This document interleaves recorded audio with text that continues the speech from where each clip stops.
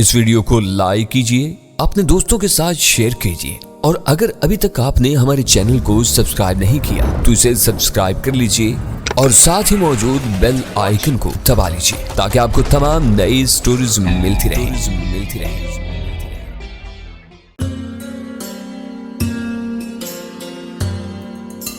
बिस्मिल्लाहिर्रहमानिर्रहीम।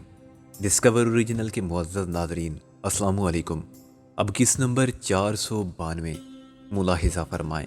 यार ऐसी कोई बात नहीं, कल रात ही हम उन्हें एक कैद खाने से छुड़ा के लाए हैं। वो जिस्मानी तौर पर बहुत ख़राब हालत में थे, मगर उन्हें फ़ौरी तौर पर बेहतरीन तिब्बी इमदाद फराहम कर दी गई। अब वो तेज़ी से सेहतयाब हो रहे हैं। उन्हें डॉक्टर ने दवा देकर आराम के लिए सुला दिया है। अगली बार हम फ़ोन करेंगे तो उनसे भी बात कर लेना। तू चक्कर दे रहा है ना मुझे यार, आखिर मैं कैसे यकीन दिलाऊं तुझे कि वो बिल्कुल ठीक हैं। नाज़ो और गुल कहाँ हैं? वो भी सो रही हैं, मगर उन्हें मैं अभी जगा के बुलवाता हूँ। पहले तू ये बता कि किस साल में है याराने वतन। मंजिर ने कहा, इकराम शेख अक्सर फ़ोन करता रहता है और ज़ाहिर है तुम्हारी तरफ से उसे भी तशवीश लाहक रहती है। वो मुझसे पूछता है और मैं उससे मालूम करता हूँ कि कोई खबर मिली। उसको तुमने कराची में अकेला क्यों छोड़ दिया आखिर? एक दिन रो रहा था बहन को याद करके। मैंने कहा कल तो नाज़ो भी रो पड़ी। हालांकि वो जज्बाती कमज़ोरी का मुजाहिरा नहीं करती, लेकिन दिल आखिर दिल है, पत्थर तो नहीं है। इकराम शेख कहाँ है? वहीं कराची में टैक्सी चला रहा है। कह रहा था कि अब आखिर मैं क्या करूं, ना ये काम छोड़ सकता हूं ना कहीं जा सकता हूं। ये ख्याल आ जाता है कि जब तुम लोग वापस आओगे तो मुझे और मेरी टैक्सी को तलाश करोगे। टैक्सी के नंबर की मदद से कराची में कोई डॉक्टर जुगी वाला है। हाँ, क्या इकराम उसके साथ रहता है? हाँ, डॉक्टर जुगी वाला के नंबर पर तुम उससे रात 10 बजे के बाद बात करना चाहो तो कर सकते हो। मंदिर ने कहा, अच्छा शैला का क्या हाल है? मैंने कहा, मैंने सोचा था कि उसे फ़ोन करूं लेकिन हिम्मत नहीं पड़ी। वो इसरार करती कि मोहसिन से बात कराओ। तूने तो मान ली हमारी बात, वो कभी ना मानती। मोहसिन कल परसों तक खुद उसे फ़ोन करेगा। कहाँ फ़ोन करेगा वो? मंदिर ने कहा, शैला वहाँ नहीं है। मेरे जहन को इस सदमे से झटका लगा। क्या मतलब? वो अंकल रिजवी का घर छोड़ के कहीं और रहने लगी है? मंदिर ने कहा, नहीं ये बात नहीं। तो फिर क्या बात है? क्या फ़ोन कट गया अंकल रिजवी के घर का? मंसिर ने रुकते रुकते कहा, नहीं फ़ोन तो है वहाँ। क्या बात है मंसिर? अब तू कुछ छुपा रहा है मुझसे, साफ साफ बात क्यों नहीं करता? मैंने कहा, साफ बात मैं क्या बताऊं जबकि खुद मुझे असल बात मालूम नहीं। मंदिर ने कहा, मिसिज रिजवी ने वो घर छोड़ दिया है और किसी को भी मालूम नहीं कि वो कहाँ चली गई हैं। लेकिन उनका स्कूल तो है, स्कूल से भी कुछ मालूम नहीं हो सका। वाइस प्रिंसिपल ने कहा है कि मिसिज रिजवी ने 3 दिन पहले फ़ोन पर इतला दी कि वो मकान बदल रही हैं। उसके बाद ना वो स्कूल गई और ना उनका कोई पैगाम मिला। जाहिर है शायद उन्हीं के साथ चली गई होगी, लेकिन कहाँ और क्यों? वो घर तो मिसिज रिजवी का अपना था, किराए का मकान तो नहीं था। मैंने कहा, हाँ अजीब बात यह है कि उन्होंने मकान बेच दिया है, उसमें कोई और रहता है अब। मेरी उसे फ़ोन पर बात हुई तो उसने कहा कि मकान खाली था और सौदा किसी ब्रोकर की मार्फत हुआ। उसे नहीं मालूम कि मालिक मकान कहाँ है। खुद मेरे लिए ये बात नाकाबिले यकीन थी। आखिर मिसिज रिजवी ने ये फैसला क्यों किया और मुझसे इतनी राजदारी बरती जैसे मैं गैर हूँ? सौदा एक ब्रोकर के ज़रिए हुआ, क्या मैं ये काम नहीं करा सकता था? और शैला को भी ख्याल नहीं आया कि मुझे इतला कर देती। मंजीर ये मामला कुछ और है। मैंने महसूस किया कि किसी नामालूम खतरे का खौफ मेरे दिल को मायूसी के शिकंजे में जकड़ रहा है। हाँ, मुझे भी दाल में काला नजर आता है। बेगम रिजवी ने मजबूरी या दबाव के तहत वो घर छोड़ा होगा, लेकिन ये बात मेरी समझ में नहीं आती कि ये सब मुझसे छुपाने में कौन सी मजबूरी का दखल था। मुझ पर एतमाद क्यों नहीं किया उन्होंने? शैला ने भी मुझे नहीं बताया कि वो मकान बेच रही हैं और उनका इरादा कहीं और जाके रहने का है। आखिर क्यों? अगर वो मकान गैर महफूज हो गया था तो ये बात मुझे मालूम होनी चाहिए थी। शैला पर लाजिम था कि कोई परेशानी थी तो मुझे बताती, मैं उनकी मदद करता।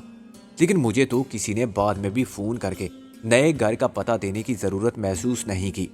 बेगम रिजवी और शैला का रवैया बिल्कुल नाकाबिले फ़हम है मेरे लिए। ओहो मंजिर, ये कोई बहुत संगीन मामला है। तूने कैसे यकीन कर लिया कि वो मकान बेच कर गई हैं? मैंने कहा, मकान की फ़रोख्त के सिलसिले में तमाम कानूनी और कागजी कार्रवाई हुई है। मंजिर ने कहा, अभी कोई सबूत नहीं मेरे पास कि बेगम रिजवी ने वो मकान अपनी मर्जी से बेचा। یا جبر کے تحت؟ اور جبر کس نے کیا؟ ڈر کی کوئی بات تھی تو مجھے کیوں اطلاع نہیں تھی؟ اور سب سے بڑھ کر یہ کہ ابھی تک کسی کو علم نہیں کہ وہ کہاں شفٹ ہو گئی ہیں۔ منظر، اس میں شک کی کون سی بات ہے کہ وہ لاپتہ ہو گئی ہیں؟ میں نے کہا ممکن ہے انہیں کسی نے اغوا کر لیا ہو، قتل کر دیا ہو، کہیں قید میں ڈال دیا ہو۔ ان امکانات کی طرف تیرا ذہن کیوں نہیں گیا؟ میں نے برہمی سے کہا یار یہ سب کچھ ہے میرے ذہن میں تو رہتا ہی جرائم کی دنیا میں ہوں۔ میرا ذہن غیر معمولی طور پر شک پرست ہے۔ مجھے تمہارا بھی خیال آیا تھا۔ میں نے سوچا تھا کہ محسن نے اپنی بیوی سے بات کرنے کی کوشش کی تو اسے ناکامی ہو گئی۔ اس کی بیوی نے ایسا کیوں نہیں سوچا؟ لیکن ابھی اس بات کو صرف 3 دن ہوئے ہیں۔ میں نے ایس پی سے بات کی تھی۔ اس نے کہا کہ گمشدگی کی رپورٹ تو ہر وقت درج کرائی جا سکتی ہے، مگر جب اسکول والے کہتے ہیں کہ بیگم رضوی نے مکان بدل لیا ہے اور مکان خود انہوں نے کسی بروکر کے ذریعے فروخت کیا ہے، تو اس سے یہ نتیجہ کیسے اخذ کیا جا سکتا ہے کہ انہیں اغوا کر لیا گیا ہے، یا یہ کہ وہ لاپتہ ہو گئی ہیں؟ بروکر نے بتایا کہ مسز رضوی نے خود ہی مکان فروخت کرنے کا ارادہ ظاہر کیا تھا، سودا بھی انہوں نے ہی کیا تھا اور رقم بھی خود ہی وصول کی تھی۔ بروکر نے صرف گاہک سے ملوا کے اپنا کمیشن لیا تھا۔ ہاں ایک بات اور، مکان کا خالی قبضہ دینے کے لیے بیگم رضوی نے 1 ہفتے کی مہلت لی تھی، لیکن اس سے پہلے ہی قبضہ دے دیا گیا۔ قبضہ کس نے دیا تھا؟ بروکر نے۔ اس کا کہنا ہے کہ کوئی شخص اس کی عدم موجودگی میں مکان کے تالے کی چابی دے گیا تھا۔ یہ شخص کون تھا؟ خود بیگم رضوی؟ بروکر کچھ نہیں جانتا، تاہم پولیس کو اس سارے معاملے میں کوئی شک کی بات نظر نہیں آئی۔ منظر بولا ایس پی نے مجھ سے کہا کہ وکیل صاحب، اگر انہوں نے آپ کی خدمات سے فائدہ نہیں اٹھایا اور آپ کو اطلاع نہیں دی تو ان کی مرضی، اس میں خلاف قانون کون سی بات ہے؟ ممکن ہے ابھی تک انہیں فرصت نہ ملی ہو یا خیال نہ آیا ہو آپ کو نئے پتے سے مطالعہ کرنے کا۔ میں اس الو کے پٹھے کو کیسے سمجھاتا کہ میرے شکوک کی بنیاد کیا ہے؟ جو بات مجھے ناقص لگتی تھی وہ اس کے لیے کوئی انوکھی بات نہیں تھی۔ میں نے کہا پھر اب تو کیا کرے گا؟ ہاتھ پر ہاتھ دھرے بیٹھا رہے گا؟ نہیں، میں انہیں تلاش کر رہا ہوں۔ 2-4 دن بعد میں تمام اخبارات میں یہ اعلان شائع کرا دوں گا کہ بیگم رضوی جہاں بھی ہوں مجھ سے رابطہ قائم کریں۔ کوئی جواب نہ ملا تو میں مجبور ہو جاؤں گا پولیس میں گمشدگی کی رپورٹ لکھوانے پر۔ تو نے سخت تشویش میں مبتلا کر دیا ہے مجھے۔ ابھی محسن کو کچھ مت بتانا، بلکہ کسی کو بھی کچھ مت بتانا۔ رابعہ کو بھی سمجھا دینا کہ زبان بند رکھے۔ منظر نے کہا جب تک کہ صورتحال واضح نہ ہو جائے، خدا نے چاہا تو سب ٹھیک ہو جائے گا۔ نہیں منظر، مجھے یہ معاملہ ٹھیک ہوتا نظر نہیں آتا۔ ابھی تو ہم محسن سے یہ بات چھپا لیں گے، لیکن سوال یہ ہے کہ کب تک؟ اگر خود محسن نے کبھی لاہور فون کیا اور خود شیلا سے بات کرنے کی کوشش کی تو کیا ہوگا؟ ظاہر ہے حقیقت کبھی نہ کبھی سامنے آ جاتی ہے، لیکن ابھی تم اس معاملے کو گول کر جاؤ، ہم ذکر ہی نہیں کریں گے اس گفتگو کا۔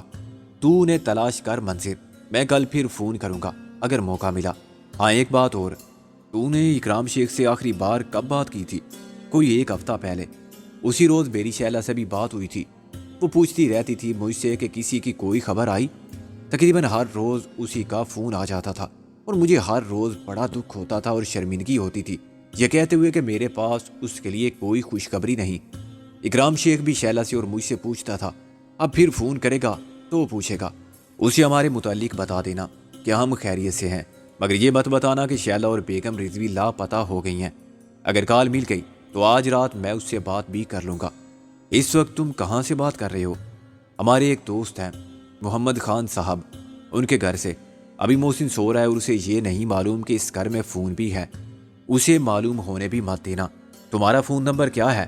میں نے کہا مجھے نہیں معلوم، یہاں ہمارا کیا مرضی ہے؟ منظر نے کہا وہ ایس پی سراج تھا نا؟ میں نے کہا تھا کا کیا مطلب؟ کیا اس پر اللہ کا قہر نازل ہو گیا؟ وہ معطل ہو گیا تھا، پھر خبر آئی کہ گرفتاری سے بچنے کے لیے روپوش ہو گیا۔ اس کا سرحد پار کے اسمگلروں سے رابطہ ثابت ہو گیا تھا، رینجر نے اسے پکڑ لیا تھا، مگر وہ اپنی وردی اور عہدے کے اختیار سے فائدہ اٹھا کے نکل آیا۔ اب کچھ پتہ نہیں اس کا۔ چودھری دلاور تو ہمارے پیچھے یہاں بھی پہنچ گیا ہے، باقی شکاری کتے کہاں ہیں؟ پیڈرو اور حاجی عبداللہ لاہور میں تو نہیں ہے؟ منظر نے کہا میرا خیال ہے کہ وہ بھی ہمارے تعاقب میں ہیں اور یہی ہیں۔ ممبئی میں بھی انہیں ایک اپنے جیسا شیطان مل گیا ہے جو دلاور کا بھی باپ ہے۔ کس کی بات کر رہے ہو تم؟ تریونی کی۔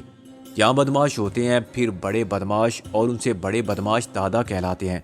تریونی کو تم پردادا سمجھ لو، لیکن خدا نے ہر فرعون کے لیے موسیٰ کا بندوبست کر رکھا ہے۔ ہماری مدد کے لیے اس نے محمد خان کو بھیج دیا۔ اس کے بارے میں تفصیل سے پھر کبھی بتاؤں گا، بشرطِ زندگی۔ تم لوگ ابھی ممبئی میں ہو نا؟ آج اور کل کے بارے میں یقین کے ساتھ کہہ سکتا ہوں کہ 2 دن اور یہاں گزریں گے، لیکن اس کے بعد کا کچھ پتہ نہیں۔ ہم تو ممبئی میں ایک دن بھی رکنا نہیں چاہتے تھے، مگر حالات نے روک لیا۔ اب کوشش یہی ہے کہ جلد از جلد نکل جائیں۔ ایسا کرنا کہ کہیں جانے سے پہلے بتا دینا، میں وعدہ نہیں کر سکتا۔ وہاں تو ہم کسی بھی ٹیلی فون کے کھمبے پر چڑھ کے کہیں بھی بات کر لیتے تھے، یہاں سے فون کرنا آسان نہیں ہے، پھر بھی کوشش کریں گے کہ رابطہ رہے۔ تو نے تو مجھے سخت پریشانی میں مبتلا کر دیا ہے شیلا کی طرف سے۔ وہ کہاں جائیں گی یار، ہوں گی لاہور ہی میں، جب ملیں گی تو سب معلوم ہو جائے گا کہ بات کیا تھی۔ منظر نے میری تسلی کے لیے کہا، مگر اس کے جھوٹ سے میں کیسے مطمئن ہو سکتا تھا۔ میں نے اسے خدا حافظ کہا اور ریسیور رکھ دیا۔ رابعہ کے چہرہ اتر گیا تھا۔ اب مجھے خیال آ رہا تھا کہ میں نے منظر کو فون کر کے غلطی کی، اس سے مجھے کوئی خوشی نہیں ملی اور نہ سکون حاصل ہوا۔ میں نے رابعہ کو بلا کے بھی غلطی کی تھی، بہتر ہوتا اگر میں خود ہی اس سے بات کر لیتا اور وہ خلش میری ذات تک محدود رہتی جو شیلا کے بارے میں غیر متوقع اطلاع سے پیدا ہو گئی تھی۔ میرے ساتھ اب رابعہ بھی دکھی تھی اور میرے پاس اس کے دکھ کا مداوا نہیں تھا۔ تم نے سب سنا؟ میں نے کہا۔ رابعہ نے اقرار میں سر ہلایا۔ میں کسی کو نہیں بتاؤں گی، تم زبان سے نہیں بتاؤ گی، مگر تمہاری صورت چگلی کھائے گی کہ تم کسی غم کو چھپا رہی ہو۔ میں نے کہا، ایسے نہیں جان۔ تو پھر میں کیا کروں؟ رابعہ نے آنکھوں میں آنسو بھر کے کہا۔ رونے لگی ہو ابھی سے؟ میں نے اس کے سر کو سینے سے لگا کے آنسو اپنے ہاتھوں سے صاف کیے۔ ابھی تو کچھ بھی نہیں ہوا، ہونے کو کیا نہیں ہو سکتا۔ میں اور تم آزمائش کے کیسے کیسے مرحلوں سے گزر چکے ہیں، ہم سب نے بہت بڑی قربانیاں دی ہیں اور ہمت نہیں آ رہی ہے۔ مجھ سے میرا گھر، میرے سر سے باپ کا سایہ چھن گیا، تم سے تمہارا گھر اور تمہاری ماں کی محبت چھن گئی۔ محسن کے والدین نہیں رہے، نازو کے ماں باپ اس دنیا سے صدمے اٹھاتے رخصت ہوئے اور بھائی بھی چھڑ گیا۔ گل کے بھائی نے اپنی جان دے دی۔ ہم سب سختی حالات کی بٹی میں تپ کے کندن ہوئے ہیں، لیکن ابھی ہمارے لیے آزمائش کے کتنے مرحلے باقی ہیں یہ ہم نہیں جانتے۔ ہمیں آنے والے وقت کے لیے تیار رہنا چاہیے، وہ وقت اچھا ہو یا برا۔ رابعہ نے نظر اٹھا کے مجھے دیکھا۔ میں نے کب کہا ہے کہ میں تیار نہیں ہوں، لیکن میں اکیلی نہ رہ جاؤں یہ خوف میرے دل سے نہیں نکلتا۔ بس تم مجھے اتنا یقین دلا دو کہ ہم جہاں بھی ہوں گے ساتھ ہوں گے۔ میں نے کہا، میں اپنی مرضی سے اکیلا مرنا بھی نہیں چاہتا، مگر تقدیر میں کیا لکھا ہے یہ کون بتا سکتا ہے۔ چلو اب ایسی مایوسی کی باتیں چھوڑو، سب کے سامنے مسکراتے ہوئے جائیں گے۔ بھلا کیسے؟ رابعہ زبردستی مسکرائی۔ میں اس کا ہاتھ تھام کے باہر آ گیا۔ محمد خان باہر کہیں بھی نہیں تھا۔ اس نے اخلاقاً کمرے سے نکل جانا بہتر سمجھا تاکہ ہم آزادی سے بات کر سکیں۔ اب دوپہر کے 3 بج رہے تھے اور کھانے کا وقت گزر چکا تھا۔ میں نے ٹیلی فون پر منظر سے تقریباً آدھا گھنٹہ بات کی تھی، یا شاید اس سے بھی زیادہ دیر تک، مگر کوئی ہمیں تلاش کرتا ہوا نہیں آیا تھا۔ محسن اور غالب جاگ رہے تھے اور بے حد صحت مند ہی نہیں، خوش و خرم بھی نظر آتے تھے۔ تکلف کو بالائے طاق رکھتے ہوئے نازو نے غالب کی تیمارداری کے فرائض سنبھال لیے تھے اور گل نے محسن کا چارج لے لیا تھا۔ نرس صاحب نظر نہیں آ رہی تھی۔ خلاف توقع کسی نے بھی ہم سے یہ نہیں پوچھا کہ اتنی دیر سے ہم کہاں تھے۔ وہ اپنی اپنی باتوں میں مصروف تھے، چنانچہ انہوں نے فرض کر لیا تھا کہ ہم بھی کہیں مصروف ہیں اور اپنے راز و نیاز میں گم ہوں گے، اور انہیں وقت کے گزرنے کا احساس بھی نہیں ہوا۔ غالب اور محسن کو چلنے پھرنے کی آزادی ہوتی تو وہ کب ایک کمرے تک محدود رہتے۔ نازو اور غالب اپنے لیے کوئی گوشہ تلاش کر لیتے اور گل کو کوشش کیے بغیر ہی تنہائی میسر آ جاتی۔ ویسے سارا کھیل جذبات کا ہے، آدمی چاہے تو بڑی محفل میں تنہا ہو جائے اور چاہے تو اکیلے میں محفل آباد کر لے۔ میں نے محسن کے پاس جا کے کہا، کیا حال ہے؟ محسن نے محض شرارت میں مسکرا کے گل کی طرف دیکھا اور بولا، وہ سمجھتے ہیں کہ بیمار کا حال اچھا ہے۔ شیلا کے لاپتہ ہو جانے کی خبر کا بوجھ ابھی میرے دل پر تھا، چنانچہ محسن کی یہ شوخی مجھے اس سہاگن کی چوڑیوں کی کھنک، اس کی مانگ کی افشاں کی چمک اور اس کے سنگار کے رنگوں کی دمک جیسی لگی، اس سے کوئی منحوس خبر چھپا لی گئی ہو۔ میں نے بے سبب خود کو مجرم محسوس کیا اور میرا دل لارزدہ ہوا، مگر میں نے فوراً خود کو سنبھال لیا۔ اور دوسرے بیمار کے بارے میں دوسرے مسیحا کا کیا خیال ہے؟ میں نے غالب کی طرف دیکھا۔ ہاں بھر کے غالب نے کہا، ہم مرے جا رہے ہیں، وہ کہتے ہیں حال اچھا ہے۔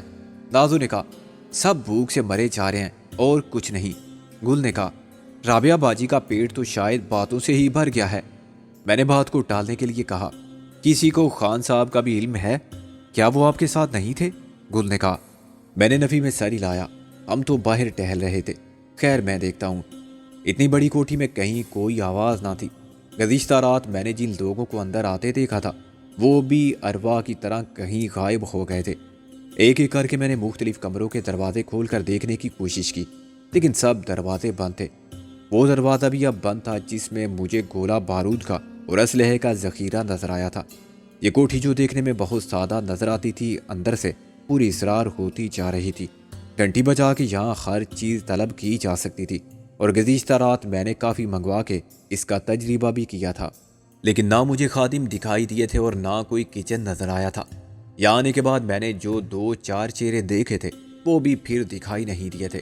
ڈاکٹر اور نرس بھی غائب تھے اور یوں محسوس ہوتا تھا جیسے اس کوٹھی میں صرف ہم 6 افراد رہ گئے ہیں۔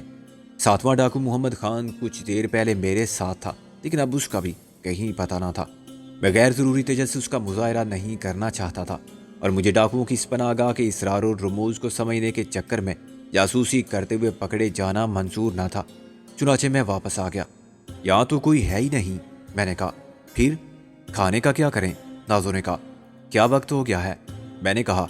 خان صاحب نے تو بہت آسان طریقہ بتا دیا تھا کہ جس چیز کی ضرورت ہو اس بٹن کو دبا کے کہہ دو۔ یوں بٹن دبانے کے چند سیکنڈ بعد کسی نے کہا، یس سر۔ میں نے کہا، محمد خان صاحب کہاں ہیں؟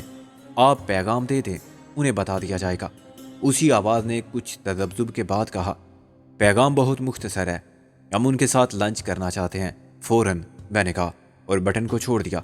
یہ کون تھا اور کہاں سے بول رہا تھا؟ نازو نے کہا۔ میں نے کہا، یہ کوئی آدمی تھا اور اسپیکر میں سے بول رہا تھا۔ عجیب پوری اسرار جگہ ہے یہ بھی، رابعہ نے کہا۔ مجھے تو وحشت ہونے لگی ہے۔ میں نے کہا، شوق سے یہاں کون ٹھہرا ہوا ہے؟ غالب اور محسن سفر کے قابل ہو جائیں، یہی انتظار ہے۔ نازو نے کہا، ویسے بھی باہر کی نسبت ہم اندر زیادہ محفوظ ہیں، لیکن صرف حفاظت کے خیال سے ہم کب تک نظر بند رہیں گے؟ رابعہ نے کہا، یہ مولت غنیمت ہے۔ میں نے کہا، جب تک میسر ہے۔ دروازے پر آہستہ سے دستک ہوئی اور محمد خان اندر آ گیا۔ اس کے پیچھے 2 افراد ٹرالیاں دھکیلتے ہوئے اندر آئے۔ ایک دم کمرہ کھانوں کی خوشبو سے بھر گیا۔ آخر میں نرس اپنے ہاتھوں میں ایک ٹرے لے آئی۔ محمد خان نے معذرت امیز لہجے میں کہا، معاف کرنا، کھانے میں کچھ دیر ہو گئی۔ دراصل ان مریضوں کے لیے خصوصی بندوبست کوئی نہیں تھا۔ یہاں تو ہم جیسے لوگوں کے سوا کوئی رہتا ہی نہیں اور ہم کچھ بھی کھا لیتے ہیں۔ دونوں خادم دروازہ بند کر کے خاموشی سے غائب ہو گئے۔ تو میں نے کہا، یہ خصوصی اور عمومی بندوبست کون کرتا ہے خان صاحب؟ خان نے کہا، یہی لوگ۔ میں نے کہا، مجھے نہ یہاں لوگ نظر آتے ہیں نہ زندگی کے آثار، لیکن اس جادو کے بٹن کو ہاتھ لگاتے ہی سب کچھ چھو جاتا ہے۔ خان انسا، اگر نہ ہو تو مجھے بتانا۔ آؤ اب کھانے کی طرف۔ صاف ظاہر تھا کہ وہ مجھے یا کسی اور کو بھی اپنے خفیہ انتظامات کی پوری اسرار نوعیت کے بارے میں کچھ بتانا نہیں چاہتا۔ اس رویے کا یہ مطلب تھا کہ ہمیں اپنے کام سے کام رکھنا چاہیے۔ نازور گل نے ٹرے کور کو ہٹا کے کھانا نکالنا شروع کیا تو میں حیران رہ گیا۔ خان کے دسترخوان پر ہر وہ چیز موجود تھی جس کی ہم خواہش کر سکتے تھے، تاہم غالب اور محسن کو مرغن اور مسالے والی چیزوں میں سے کچھ بھی نہیں ملا۔ وہ اپنے سوپ اور ابلے ہوئے کھانے کو نکلتے ہوئے بڑی خسرت سے قورمے، بریانی، کباب کو دیکھتے رہے۔ پھر ڈاکٹر آ گیا۔ اس نے دونوں کا معائنہ کیا اور نرس کو کچھ دوائیں دے کر چلا گیا۔ خان کی موجودگی میں ہم نے بھی کھانا خاموشی سے کھایا۔ غالب اور محسن کے لیے آرام ضروری تھا۔ نرس انہیں دوا دینے کے بعد وہیں کرسی پر براجمان ہو گئی تھی۔ گل نے کہا، تم جاؤ، ہم ان کی دیکھ بھال کر لیں گے۔ تمہیں دیکھ بھال نہیں کرتا، باتیں کرتا ہے۔ نرس نے شکایت کے انداز میں خان کی طرف دیکھا اور نازو کا حکم ماننے سے انکار کر دیا۔ خان نے کہا، خود آپ بھی آرام کریں۔ نازو نے چڑ کے کہا، ہم یہاں آرام کرنے نہیں آئے ہیں، مگر اس کی بات کا کسی پر اثر نہیں ہوا۔ جب کھانے کے بعد ہم نے کافی بھی پی لی تو خان اٹھ کھڑا ہوا۔ میں ایک کام سے جا رہا ہوں، شام کو ملاقات ہوگی۔ میں اس سے بہت کچھ پوچھنا چاہتا تھا، لیکن اچانک مجھے غنودگی نے آ لیا۔ پہلے میں نے اسے مرغن خوراک کا نتیجہ سمجھا، لیکن گل اور نازو پر بھی نیند غالب آ رہی تھی، جو بڑی عجیب بات تھی کیونکہ وہ کھانے سے کچھ دیر پہلے تک سوتی رہی تھی۔ قالین پر دراز ہونے کے بعد مجھے یہ خیال آیا کہ شاید ہمیں بھی کافی میں خواب آور دوا دے دی گئی ہے۔ پھر مجھے نیند نے آ لیا۔ میری آنکھ کھلی تو کمرے میں ویسا ہی دن کا اجالا تھا، مگر گھڑی میں 8 بج رہے تھے۔ اگر رات کے 8 بجے کا وقت ہوتا تو اندھیرا ہوتا۔ میں نے گھڑی کو پھر غور سے دیکھا اور کھڑکی سے باہر جھانکا تو مجھ پر انکشاف ہوا کہ صبح کا سورج خاصا اوپر اٹھ چکا ہے۔ میں مسلسل 16-17 گھنٹے سو کے اٹھا تھا۔ یہ بات میرے لیے ناقابل یقین تھی مگر غلط نہ تھی۔ غالب اور محسن کا سوتے رہنا ان کے حق میں یقیناً اچھا تھا، مگر میں یہ سمجھنے سے قاصر تھا کہ خان صاحب نے ہم سب کو ان کے ساتھ ہی کیوں سلا دیا۔ خواتین میں صرف گل جاگ رہی تھی اور عجب بے خودی کی کیفیت میں محسن کے بیڈ سے لگی اسے دیکھے جا رہی تھی۔ میرے کھنکارنے پر وہ چونکی۔ آپ اٹھ گئے سکندر بھائی؟ مجھے تو ایسی ٹوٹ کے نیند آئی۔ میں نے کہا ان دونوں کو بھی اٹھاؤ، حد ہوتی ہے گھوڑے بیچ کر سونے کی۔ ہم مستبل بیچ کر سوتے رہے۔ نازور پھر رابعہ نے آنکھیں کھولنے کے بعد مجھ سے وقت پوچھا، اور جب میں نے بتایا کہ صبح ہوئے بھی دیر ہوئی تو انہیں یقین نہ آیا، لیکن گل نے تصدیق کی۔ یعنی شام گزر گئی، پھر رات بھی گزر گئی اور ہم سب کی آنکھ ہی نہیں کھلی۔ نازو نے جمائی لے کر آنکھیں ملتے ہوئے کہا اور اپنے پریشان بال سمیٹنے لگی۔ میں نے کہا میں اپنی مرضی سے اتنی دیر سو ہی نہیں سکتا۔ پھر کیا رابعہ باجی نے حکم دیا تھا؟ گل نے کہا یہ حرکت خان کی ہے۔ مجھے کھانے کی کچھ ہی دیر بعد شک ہو گیا تھا۔ میں نے کہا کافی کے تلخ ذائقے میں کوئی خواب آور دوا شامل کر دی گئی تھی۔ لیکن کیوں؟ رابعہ نے پلکیں چپکا کے کہا خان سے پوچھے بغیر میں کیا بتا سکتا ہوں؟ میرے نزدیک یہ سخت قابل اعتراض بات ہے۔ میں نے برہمی سے کہا اگر اس کا مقصد ہمیں اپنی کسی کارروائی سے بے خبر رکھنا تھا تو وہ ہم سے کہہ سکتا تھا کہ ہم اس کمرے سے باہر نہ جائیں۔ یہ تو دیکھ لو کہ سب ٹھیک ہے۔ میرا مطلب ہے ہمارے ساتھ کوئی دھوکہ تو نہیں ہوا؟ نازو نے کہا دھوکہ کیا ہو سکتا ہے؟ گل نے کہا آپ لوگ جائیں اپنے کمرے میں، نہا دھو کے کپڑے بدلیں، میں خان کو تلاش کرتا ہوں۔ وہ سوٹ کیس بھی تو آپ لوگوں کے پاس تھا جس میں ہمارا سب کچھ ہے۔ وہ تینوں چلی گئیں تو میں کچھ دیر اندر ہی اندر تاؤ کھاتا رہا۔ رات کو مجھے چودھری دلاور سے بات کرنی تھی۔ رات 10 بجے کے بعد میں نے کراچی فون کر کے ڈاکٹر جگی والا کی معرفت اکرام شیخ سے بات کرنے کا پروگرام بھی بنایا تھا، مگر نہ جانے کیوں محمد خان نے میرے سارے ارادوں کو خواب غفلت میں ڈبو دیا تھا۔ یقیناً اس کے سامنے کوئی مقصد تھا، کوئی ایسا مقصد جس کے بارے میں وہ نہ ہم سے بات کر سکتا تھا اور نہ یہ چاہتا تھا کہ ہمارے کانوں میں اس کی بھنک بھی پڑے۔ رات بھر میں اس نے اپنا کام کر لیا اور ہم پڑے سوتے رہ گئے۔ خواب آور دوا کی کسل بندی کا اثر ابھی تک باقی تھا۔ میں نے مسلط کے تقاضوں کو پیش نظر رکھتے ہوئے خان کے ساتھ ٹھنڈے دل و دماغ سے بات کرنا مناسب سمجھا اور دماغ کو ٹھنڈا کرنے کے لیے خود بھی باتھ روم میں گھس گیا۔ 16 گھنٹے کی نیند کے بعد جب میں نے گرم پانی سے غسل کیا تو اچانک مجھے بے حد فرحت اور تازگی کا احساس ہوا۔ اس کے ساتھ ہی میری بھوک چمک اٹھی۔ رابطے کا واحد ذریعہ ایک پش بٹن تھا۔ مجھے یوں محسوس ہوتا تھا جیسے ہم ایک بہت بڑے قید خانے میں اکیلے ہیں۔ اس قید خانے کے دوسرے سب کمرے خالی پڑے ہیں اور یہ قید خانہ بھی ساری دنیا سے الگ کسی ویرانے میں واقع ہے۔ بظاہر ہم یہاں مہمان تھے، ہماری خاطر داری میں کسی قسم کی کمی نہ تھی، لیکن اب مجھے بھی احساس ہونے لگا تھا کہ یہ خوف سے تحفظ کی بات نہیں، ہماری نقل و حرکت پر نظر رکھی جا رہی ہے اور خود مختاری کے اعتماد کی کمی ہے جس نے ہمیں اسیر بنا دیا ہے۔ بٹن دبا کے میں نے کہا کہ پہلے مجھے فوراً بلیک کافی فراہم کی جائے، پھر ہم سب کے لیے ناشتہ لایا جائے۔ دوسری طرف سے ایک سپاٹ فرما بردارانہ لہجے میں یہ سر کے سوا کچھ نہیں کہا گیا۔ کافی 5 منٹ میں آ گئی اور اس کے ساتھ ہی وہ ڈاکٹر بھی آ گیا جس کو ابھی تک میں نے بات کرتے نہیں سنا تھا۔ میں نے اسے روک لیا۔ 1 منٹ ڈاکٹر، کیا نام ہے تمہارا؟ میں صرف ڈاکٹر ہوں، اس نے بے رخی سے کہا۔ اچھا مسٹر ڈاکٹر، میرے یہ دوست جو تمہارے زیر علاج ہیں، ان کی پروگریس کے بارے میں تمہاری کیا رپورٹ ہے؟ میں نے انگریزی میں کہا۔ تم کیوں پوچھتے ہو؟ تم کیوں نہیں بتانا چاہتے؟ میں نے کہا یہ میرے دوست ہیں اور میرا مطمئن ہونا ضروری ہے۔ میں صرف خان کو جواب دے ہوں۔ خان کو مارو گولی، میں نے تلخ تیز کافی کا گھونٹ لے کر کہا۔ میری مرضی کے بغیر تم اپنا علاج جاری نہیں رکھ سکتے۔ میں تمہاری صلاحیت پر عدم اعتماد کا اظہار نہیں کر رہا ہوں، تو میں صرف یہ سمجھانے کی کوشش کر رہا ہوں کہ میرے دوستوں کے بارے میں خان کو مجھ سے زیادہ تشویش نہیں ہوگی۔ ان کی حالت بہت اچھی ہے اور ان کا رسپانس میری توقعات سے بہت زیادہ حوصلہ افزا ہے۔ ڈاکٹر نے کہا کیا یہ چل پھر سکتے ہیں؟ میں نے کہا ہاں، ان کی اپنی قوت ارادی اور جسمانی صحت پر منحصر ہے۔ میرا مطلب یہ تھا کہ کسی نقصان کا احتمال تو نہیں ہے۔ ان کی قوت ارادی سے میں واقف ہوں۔ اگر تم ان کے بارے میں سمجھتے ہو کہ یہ چل پھر سکتے ہیں تو میں سمجھتا ہوں کہ یہ ہمالیہ پر بھی چڑھ سکتے ہیں۔ میں نے کہا اگر انہیں ظاہری بیماری یا اندرونی خرابی کی کوئی پرابلم نہیں ہے تو پھر یہ علاج کیسا ہے؟ تم انہیں کس قسم کی دوائیں دے رہے ہو؟ یہ صرف سکون بخش جسمانی صحت یابی کے عمل کو تیز کرنے والی کچھ دوائیں ہیں۔ ڈاکٹر نے کہا، ان کا اصل علاج زیادہ سے زیادہ آرام، اچھی خوراک ہے۔ یہ ہماری طرح صحت مند کب ہوں گے؟ ویسے تو میں ان کو صحت مند ہی سمجھتا ہوں، بیمار نہیں۔ ڈاکٹر نے کہا، آرام کا مطلب بستر پر لیٹے رہنا بہرحال نہیں ہے۔ میں نے کہا، ایسی صورت میں آپ ان کا آخری بار معائنہ کر لیں اور مجھے بتا دیں کہ بعد میں انہیں کس قسم کے علاج اور احتیاط کی ضرورت ہوگی۔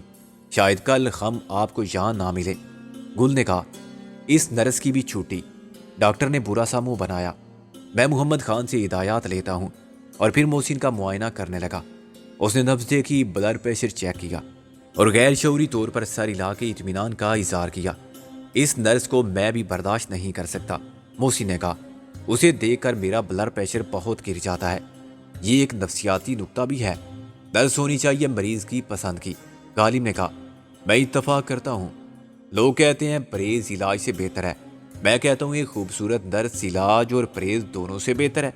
یہ نرس تو اتنی بدصورت تھی کہ زنانہ پولیس میں بھرتی ہو سکتی تھی۔ میں نے کہا، تم دونوں کو اب کسی چیز کی ضرورت نہیں، بہت ناز برداری کرا چکے ہو اور نہیں چلے گا۔ یہ تو بڑا ظلم ہے، زبردستی ہمیں بستر مرگ سے اٹھایا جا رہا ہے، محسن بولا۔ غالب نے آ بھر کے کہا، بن گیا طبیب آخر تھا جو رازداں اپنا۔ ڈاکٹر نے مجھے ان دونوں کے لیے ایک ہی نسخہ لکھ کر دیا۔ اس میں چند ملٹی وٹامن، کیلشیم اور آئرن کی گولیاں تھیں۔ ان کے نام مختلف تھے، پاکستان میں یہ دوسرے نام سے دستیاب تھی۔ ابھی ڈاکٹر رخصت ہو رہا تھا کہ رابعہ، نازو اور گل بھی لوٹ آئیں۔ یک لخت ان سب کے حسن، تازگی، شگفتگی کا دل نشی انداز شامل ہو گیا تھا۔ میں نے رابعہ کو ناشتے کی طرف کھینچ لیا۔ آؤ بھائی، ہم تو شروع کریں۔ رابعہ نے کہا، یہ کیا بدتمیزی ہے، کچھ صبر کرو۔ میں نے کہا، بھائی غالب اور محسن بیمار ہیں، ممکن ہے ان کی وجہ سے تیماردار بھی کچھ نہ کھائیں، ہم کیوں بھوکے رہیں ان کی خاطر؟ غالب نے کہا، نازو سب کچھ کر سکتی ہے میری خاطر، کیوں نہیں؟ نازو نے غالب کی جانب پیش قدمی کی۔ میں تم کو اٹھا کر اپنے پیروں پر کھڑا کر سکتی ہوں، تھوڑی سی ورزش کرا سکتی ہوں جس سے تم بالکل فٹ ہو جاؤ گے، تمہارے جسم کے سارے کل پرزے بالکل ٹھیک کام کرنے لگیں گے۔ تمہارا صحیح علاج یہی ہے۔ جب غالب نے دیکھا کہ نازو کا موڈ قاتلانہ ہے تو اس نے بستر سے اٹھ کر باتھ روم کی طرف دوڑ لگاتے ہوئے کہا، میں آج ہی خان سے کہوں گا کہ اس نرس کو نہ جانے دے، وہ بدصورت ہے تو کیا، شرافت تو ہے اس میں۔ نازو نے کہا، تم 5 منٹ میں غسل صحت کر کے نہ آئے تو میں کر لوں گی ناشتہ۔ غالب نے باتھ روم کے دروازے سے سر نکال کے کہا، اتنی جلدی ہے تو اپنا اور میرا ناشتہ لے کر اندر آؤ، اور پھر فوراً دروازہ بند کر لیا۔ گل محبوب انداز میں کھڑی ہنستی رہی۔ رابعہ نے سمجھ لیا تھا کہ وہ بھی محسن کے ساتھ ہی ناشتہ کرے گی، چنانچہ اس نے میرا ساتھ دیا۔ رابعہ نے آہستہ سے کہا، کسی بہانے محسن کو بتا دینا چاہیے، صاف نہ صحیح اشاروں میں۔ میں نے کہا، ابھی نہیں۔ رابعہ نے کہا، تم دیکھ نہیں رہے گل کس طرح خوش فہمی کے جال میں گرفتار ہو رہی ہے؟ محسن کا رویہ غلط ہے، کیا وہ خود نہیں سمجھتا یہ بات؟ میں نے کہا، میرا خیال ہے قصوروار ہم بھی ہیں۔ ہم نے گل کو شیلا کے وجود سے بے خبر رکھا۔ پہلے تو خیر ایک مصلحت تھی یا ضرورت تھی، مگر اب اسے معلوم ہو جانا چاہیے۔ میں نے تائید میں سر ہلایا۔ گل کو سمجھا دینا بہتر ہے، مگر ایسے کہ وہ آسانی سے سمجھ لے، کوئی مشکل پیدا نہ ہو اس کے لیے یا ہمارے لیے۔ محمد خان ایک دم اندر آ گیا۔